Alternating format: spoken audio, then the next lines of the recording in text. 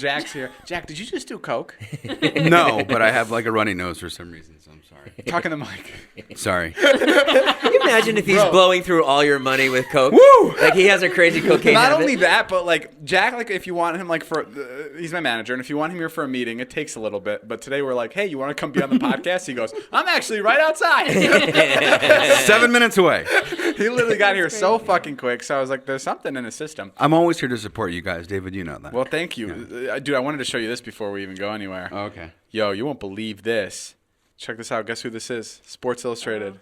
Whoa. Natalie. I know. I don't want to get in trouble, so I don't. Jack, we work Whoa, together. I think that's good enough for me.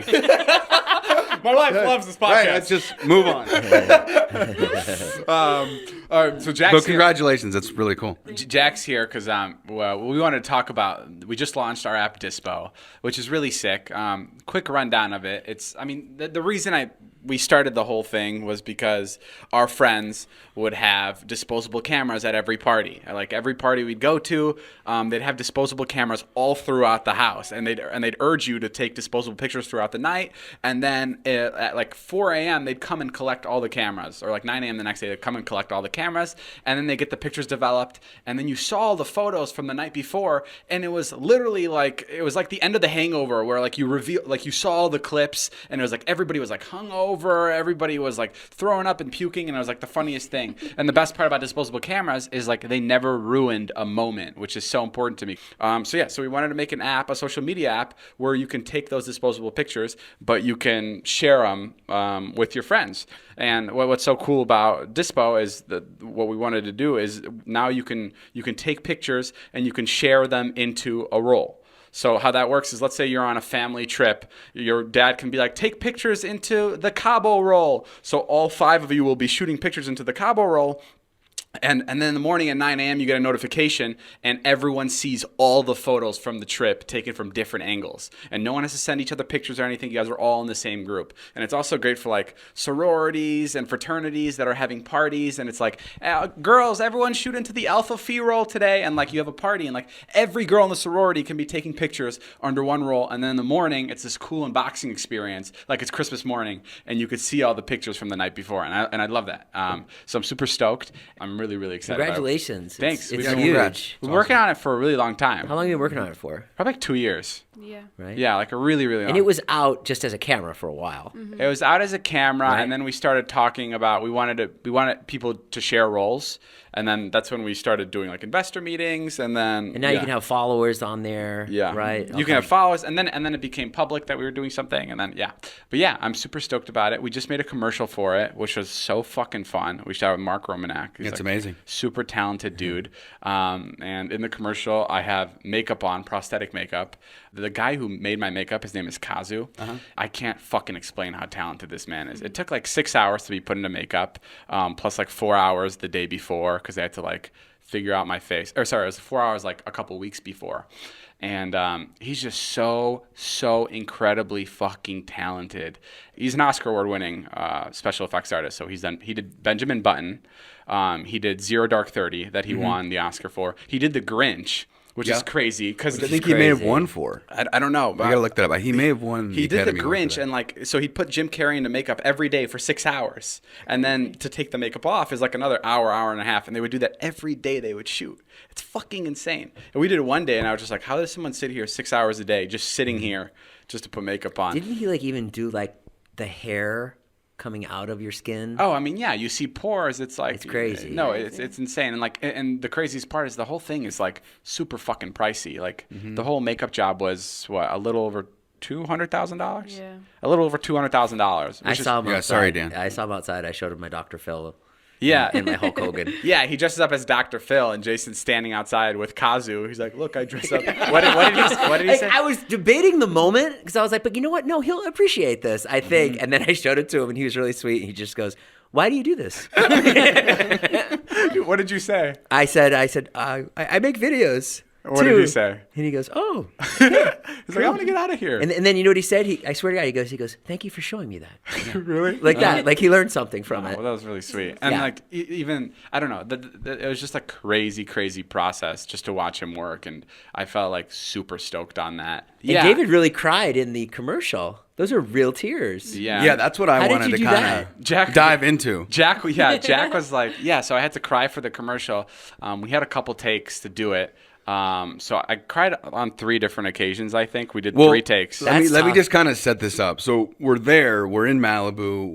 We're at this small house. It was beautiful. The lighting was great. The setup is there. David sits down, and like I remember thinking, like, this could be awkward. This could be weird. Oh my God! Literally. When Mark pitched me the commercial, he's like, "Yo, the main shot is gonna be you crying." I was like, "Dude," I was like, "Fuck." So everyone's on a monitor, and we're watching this, and I'm sitting there. Obviously, Jason and Natalie are there too with Dan, and it was just fascinating to me because you're not an actor, right? Like, and you, but you do talk about. Talentless. You do talk about in a funny knows. way. Like David will bring this up sometimes, or like I don't know if you remember saying stuff like this. You're like, "What does an actor do? Like, what is an actor?" Right? Like you've said that before. I'm sure. But even in my head, I was kind of like, yeah, like there is kind of a point there. Like when someone says, "Oh, I'm an actor," like what does that mean? And so the reason I want to bring it up is like that was the first time that I had seen you completely fearless, dude. It was like, whoa, yeah, it was. Oh my God. Yeah, My heart just what a went to my word. stomach. And I cried. Really? 100%. Well, actually, no. I got off. I got off my first cry, and I think that was like the better one. And I was like, "How'd it go?"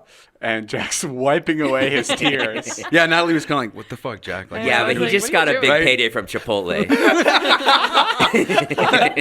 I was obsessed with acting. I would like read all up on like actors and like how they cry and stuff. And there was this magazine when I was, I think, 12 years old. Emma Watson was being interviewed for Harry Potter, and it was like a teeny bopper magazine type thing. And the question was, how do you make yourself cry? And her answer, I remember it for the rest of my life. I have no idea why it stuck to me, but she said, you just have to think of something really sad and put yourself in that moment.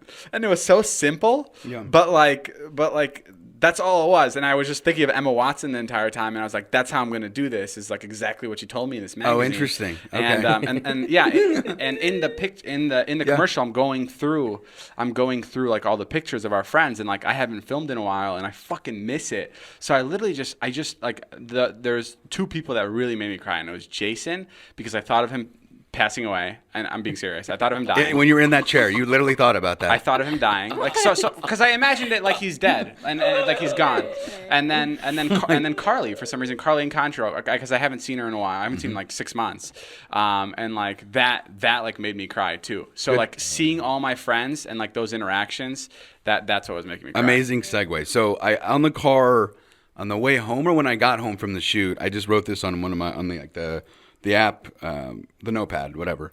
And I wrote, "Dispo shoot. I've worked with David for 5+ years, and I've never seen him do anything that fearless."